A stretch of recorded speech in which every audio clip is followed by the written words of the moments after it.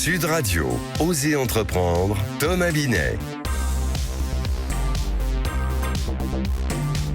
Bonjour Thomas Binet. Bonjour Jean-Marie. Osez entreprendre, comment se lancer? Pourquoi se lancer? Pourquoi il ne faut pas hésiter au programme aujourd'hui? Alors on va parler des indiscrets du magazine Entreprendre. Notre partenaire, nous allons découvrir les nouvelles de la semaine du monde de l'entreprise. Votre grand témoin d'exception d'ailleurs aujourd'hui. Absolument, c'est Laurent Tapie, président de Delage Automobile, qui vient de lancer la production de son hypercar Delage D12 et on va en parler. Et surtout sur Sud Radio, parce que Sud Radio aime l'automobile et puis les essentiels de l'entrepreneuriat aujourd'hui. Oui, quel compromis trouver entre vie professionnelle et vie personnelle après Covid? C'est un vrai sujet. Oui, ça c'est vrai que c'est compliqué de choisir en ce moment. Tout de suite, les indiscrets du magazine Entreprendre. Thomas, en partenariat donc avec ce magazine, vous allez nous faire entrer dans les coulisses des entreprises. On va commencer par évoquer la diversification de Michelin, le géant international de l'industrie du pneu. Absolument, sous l'impulsion de Florent Ménégo, son PDG, Michelin veut réduire sa dépendance aux pneumatiques en ramenant sa part à 70-75% de son chiffre d'affaires d'ici 2030. Pour cela, Michelin va investir dans le médical, l'aéronautique et l'aérospatial. En parallèle, ils viennent d'acquérir le groupe Flex Composite, spécialisé dans les matériaux et tissus de haute technologie pour 700 millions d'euros. Oui, c'est un plan d'investissement important. Vous allez nous parler aussi du leader français de la confiture, tout autre sujet, qui s'est mué en géant de l'agroalimentaire. C'est Andros. Absolument, qui ne connaît pas Bonne Maman, Mamie Nova, Pierre le Gourmand. Je ne vais pas lancer à faire les marques toutes. Elles sont énormes. C'est des Madeleine de Proust pour nous. Absolument. Alors cette entreprise fondée en 1959 près de Rocamadour pèse quand même aujourd'hui 2,5 milliards d'euros de chiffre d'affaires et emploie 9600 collaborateurs. Alors il faut se souvenir qu'il y a 20 ans, il générait 750 millions d'euros de chiffre d'affaires. Alors l'envol date pour Andros de 1971 avec la création d'une marmelade estampillée Bonne Maman. Marmelade, exactement. Alors le succès est tel que la marque part à la conquête des États-Unis et il passe par des acquisitions, les biscuits Saint-Michel, Mamie Nova dont j'ai parlé et tant d'autres. Ce qui est à noter quand même, c'est que la famille fondatrice détient toujours 100% du capital.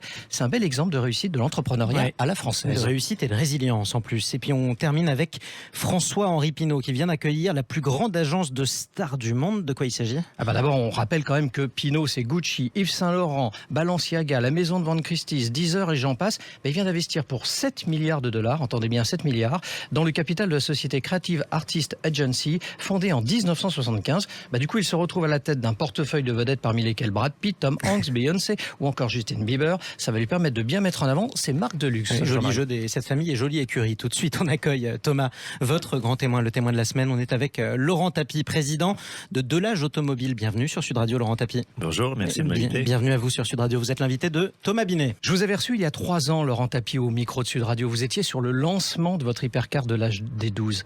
On va en parler en quelques instants, mais je souhaite qu'on entende d'abord l'entrepreneur avant tout. Bernard Tapie, votre père nous a quittés il y a presque 2 ans. Il disait que vous aviez toutes ces qualités sans ses défauts. La promesse était donc assez forte pour commencer dans le métier. Est-ce que vous pensez que cela vous a aidé ou entravé dans votre carrière d'être son fils? Je pense que ça m'a aidé, mais pas du point de vue du regard des autres, parce que quand vous êtes entrepreneur, ce sont vos actions qui déterminent votre succès ou votre échec, c'est pas le regard des autres. Ça m'a aidé parce que j'ai pu apprendre un peu du métier en l'observant. Et puis ça m'a donné l'envie. On reproduit souvent le schéma paternel, les fils d'acteurs deviennent souvent acteurs. Moi j'ai vu mon père entreprendre et j'ai vu qu'il aimait ça et ça m'a donné l'envie et je crois qu'elle était en moi de toute façon. Je suis convaincu qu'il y a un gène de l'entrepreneur, si vous voulez. Donc globalement ça m'a aidé. Alors vous avez une dizaine d'années, quand il est devenu le symbole dans les années 80 de la réussite en France de l'entrepreneuriat. Quels souvenirs gardez-vous de cette période? Des souvenirs fantastiques. Surtout que c'était le début de son ascension dans le sport. Donc il y a eu le Tour de France qui déjà était assez génial, mais c'est surtout l'OM. Avec Bernard Hinault, Greg Lemon. Exactement, mais c'est l'entrée dans le football, c'est les premières années de l'OM, les recrutements. Je l'ai vu grandir dans l'OM au sens où au départ il était spectateur, comme il n'était pas spécialiste, il avait pris les meilleurs, il avait pris Michel Hidalgo, Gérard Banide et il les laissait faire. Et puis comme toujours, il apprend très vite, donc au bout de 2 ans, il considérait qu'il avait à peu près compris. Il faisait les feuilles de match. Et à partir de 2 ans, oui. C'est-à-dire que quand après, il a pris Gérard Gilly, qui était l'entraîneur de l'équipe 2 des jeunes, sans rien minimiser à ses mérites, parce que c'était un très très bon entraîneur, Gérard Gilly, très bon en psychologie en particulier, mais à partir de ce moment-là, c'est vraiment lui qui se mêlait de tout, de l'équipe, de l'organisation de jeu, etc. Alors Laurent Tapie, on va parler de vous maintenant. Vous avez ressuscité Delage en 2019. Votre ambition était de vendre 30 véhicules sur 5 ans, c'est ce que vous étiez venu nous dire, sachant qu'un exemplaire vaut quand même 2 millions d'euros hors taxes et hors option. Êtes-vous en train d'y arriver ? Alors, il faut être toujours très prudent et jamais crier victoire trop tôt, mais je pense que je suis en train d'y arriver puisque j'ai quasiment un quart de la production qui est déjà réservée, alors que j'ai commencé la commercialisation il y a moins d'1 an et que j'ai même pas encore la voiture homologuée. Donc j'ai en plus pas mal de prospects qui attendent l'homologation de la voiture, qui sera normalement obtenue au cours du premier semestre 2024, j'espère même au cours du premier trimestre. Et derrière, je pense que ça va accélérer les ventes. Et aujourd'hui, on est déjà rentable comptablement. On n'est pas encore ce qu'on appelle cash flow positif, mais comptablement, on est déjà rentable. Repreneur ou créateur d'entreprise, vous avez fait les deux ? J'ai fait les deux, mais j'ai fait beaucoup plus créateur que repreneur. J'ai repris une seule entreprise, en fait. Alors, justement, pour nos auditeurs, entrepreneurs en herbe ou pas, vous préconisez quoi ? Plutôt création, plutôt reprise ? Je pense qu'il vaut mieux commencer par une création, parce que aller directement dans de la reprise, c'est très compliqué. Il faut avoir de l'expérience pour la reprise. Alors qu'avec la création, par définition, il faut bien qu'il y ait une première qui soit créée, donc vous pouvez ne pas avoir d'expérience. Et vous allez vous faire votre expérience avec la première entreprise que vous allez créer. Quelle est la grande qualité que vous pensez qu'on doit avoir quand on est un entrepreneur ? De très loin, la résilience. La résilience. La résilience. Pas la passion. La passion... Pourquoi je vous pose la question ? Parce que, pardon, je vous interromps. La semaine dernière, nous avions avec nous Serge Triano qui, lui, parlait de passion. Donc c'est pour ça que je viens vous demander si vous partagez pas ce point de vue. Pour moi, la passion, elle n'est pas dans l'activité d'être entrepreneur, elle est dans l'activité après que fait votre entreprise. J'ai eu des entreprises dans des domaines variés en ce qui me concerne. J'ai fait du rachat de crédit, j'ai fait du pari sportif, là je fais de l'automobile. J'avais aucune passion pour le rachat de crédit en tant qu'activité. J'aimais beaucoup le pari sportif puisque j'étais moi-même un parieur professionnel pendant un moment et j'adore l'automobile. Aujourd'hui d'ailleurs, là j'ai enfin trouvé ce qui me plaît le plus. Je ne travaille pas aujourd'hui, j'ai pas l'impression de travailler. Vous avez de la chance, ouais. Voilà. Et quand on est vraiment sur l'objet de sa passion, on n'a pas l'impression de travailler. Laurent Tapie, il y a évidemment une actualité qui entoure votre famille. Il y a une série qui retrace la vie de votre père et qui vient de sortir sur Netflix. Votre famille y était opposée, très clairement. Vous êtes exprimé dans les médias récemment. De plus, elle a été réalisée par Tristan Seguela, fils de Jacques Seguela, qui était très proche de votre père, très certainement son meilleur ami, ou en tout cas présenté souvent comme tel. J'ai lu des propos de votre mère chez notre confrère du Figaro. Jacques, qui était, on en parle au passé, un ami de toujours, n'a pas réagi. Et il s'avère que dans quelques temps, on va recevoir Jacques Seguela dans Oser entreprendre. Est-ce que vous lui laissez un message qu'on pourra lui faire écouter ? Non, et puis... il peut pas réagir parce qu'il est dans une situation impossible. D'abord, son fils est un adulte et il a passé les 40 ans. Il n'a pas demandé l'autorisation à son père et il n'a pas demandé l'autorisation à qui que ce soit. Il n'en retire pas moins que Jacques Seguela était venu avec son fils pour voir votre père, pour parler de cette série.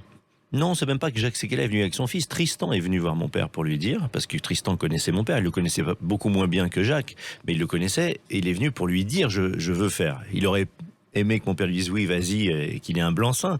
Mais il avait décidé de le faire de toute façon. Et ça, moi, je peux pas lui en vouloir parce qu'on parle d'entreprendre, c'est une démarche entrepreneuriale. Un entrepreneur, personne ne peut lui faire entendre raison s'il veut faire son projet, qu'il y croit, il le fait et il faut que ce soit comme ça.